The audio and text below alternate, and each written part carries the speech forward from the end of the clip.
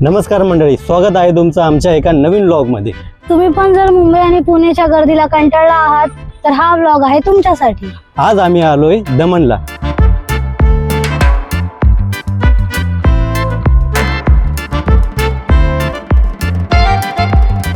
तुम्हाला देखील कमी बजेटमध्ये गोवाचा फील घ्यायचा असेल तर हा व्लॉग शेवटपर्यंत बघा।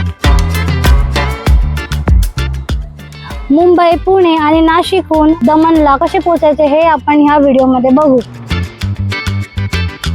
सोबतच दमनमधील कोणकोणते अट्रॅक्शन आपण कव्हर करू शकतो याची देखील माहिती मिळवूया। दमन हे भारतातील एक अत्यंत सुंदर आणि लोकप्रिय पर्यटन स्थळ आहे।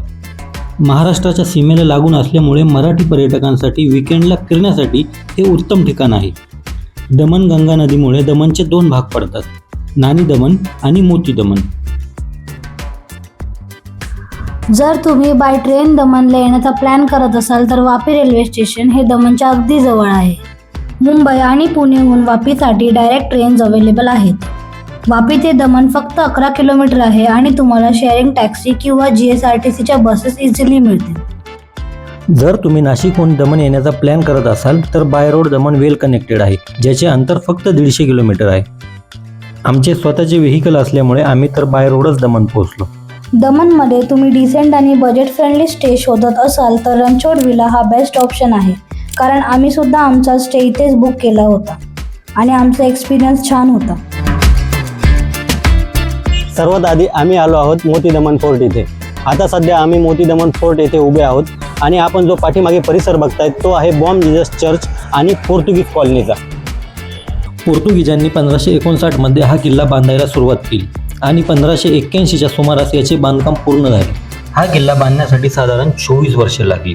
मराठा साम्राज्याशी देखील या किल्ल्याचा संबंध असल्याचं बोललं जातं। 1739 मध्ये जेव्हा श्रीमंत चिमाजी आप्पा यांच्या नेतृत्वाखाली मराठ्यांनी वसईची मोहीम आखली होती, तेव्हा पोर्तुगीजांना वसईच्या किल्ल्यासाठी मदत मिळू नये म्हणून मराठा सैन्याने मोती दमन किल्ल्याला वेढा घातला होता।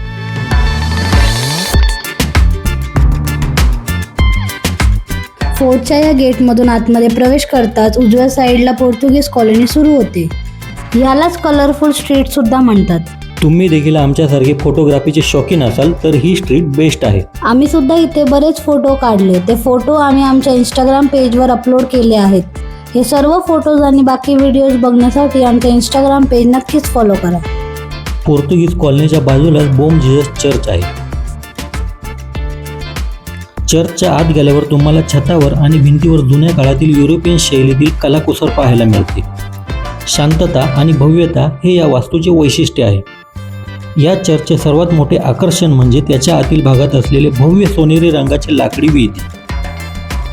येथील लाकडावरील नक्षीकाम आणि कारागिरी इतकी सुबक आहे की ती पाहता क्षणी थक्क करते।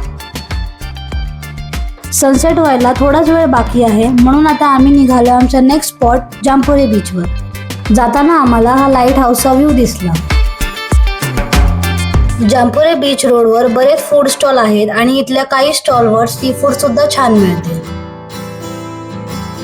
जांपोरे बीचवर पोहोचण्या अगोदर आम्हाला दिसला एक शिवा स्टॅच्यू, जो की सी फेसिंग आहे। इथल्या प्रसन्न वातावरणात थोडा टाइम स्पेंड केल्यानंतर मनाला वेगळी शांतता मिळते। इथे काही वेळ स्पेंड करून आणि थोडे फोटोज क्लिक करून आम्ही येऊन बसलो जांपोरे बीचवर। इथला शांत समुद्र आणि सनसेट खूप पीसफुल वाइब देतो। इथे जरा वेळ बसून दिवसभराचा सगळा थकवा निघून जातो। मित्रांनो, आम्ही आतापर्यंत जे ठिकाणे दाखवले ते होते मोती दमन मधले। आता आपण जातोय नानी दमन मध्ये। आता आम्ही सेंट जेरोम फोर्ट येथे आहोत। याला नानी दमन फोर्ट असंही म्हणतात। हा किल्ला 17व्या शतकात पोर्तुगीज लोकांनी बांधला होता।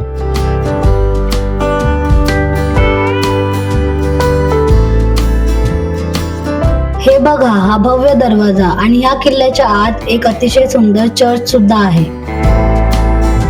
या किल्ल्याच्या भिंतीवरून समोर दिसणारा दमनगंगा नदी आणि समुद्राचा संगम एकदम थक्क करणारा आहे। आता आम्ही आलो आहोत देवका बीच येथे आणि देवका बीच समोर असलेल्या देवका अम्युजमेंट पार्क येथे। मित्रांनो, व्हिडिओ पुढे जाण्या अगोदर तुम्हाला एक रिक्वेस्ट आहे, तुम्ही जर चॅनलवर नवीन असाल किंवा चॅनल अजून सबस्क्राईब केला नसेल तर सबस्क्राईब करा। जर तुम्ही फॅमिलीसोबत किंवा मित्रांसोबत येत असाल तर हा ठिकाण खूप भारी आहे. इथे लहान मुलांसाठी राईड्स आणि टॉय ट्रेन आहे. हे सर्व राईड्स आणि टॉय ट्रेन सकाळी 11 नंतर सुरू होते. फिरण्यासाठी इथे सुंदर गार्डन आहेत आणि संध्याकाळच्या वेळी इथले वातावरण एकदम लाईव्ह होते. तर मित्रांनो, आता आम्ही आलो आहोत मिरासोल लेक गार्डन या ठिकाणी. हे गार्डन खूपच सुंदर आहे. इकडे मुलांना खेळण्यासाठी बऱ्याच गोष्टी आहेत.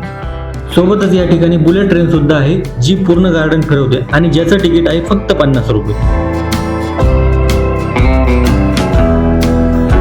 आम्ही सुद्धा या बुलेट ट्रेनचा आनंद घेतला.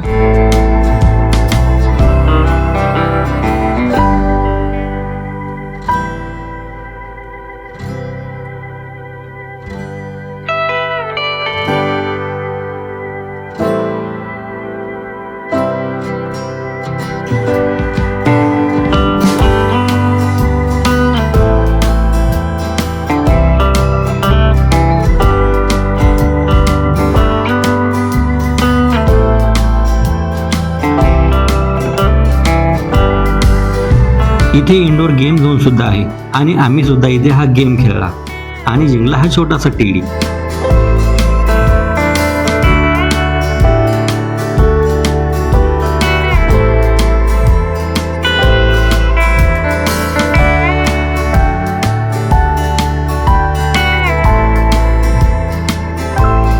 आणि आता टाइम आहे दमनची खरी रंगत बघायचा.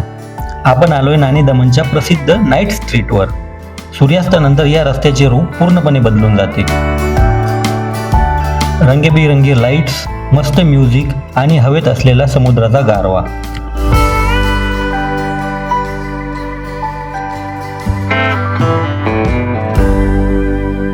तर मित्रांनो, अशी होती आमची दमनची सफारी. जर हा व्हिडिओ तुम्हाला आवडला असेल तर लाईक, कमेंट आणि शेअर करा.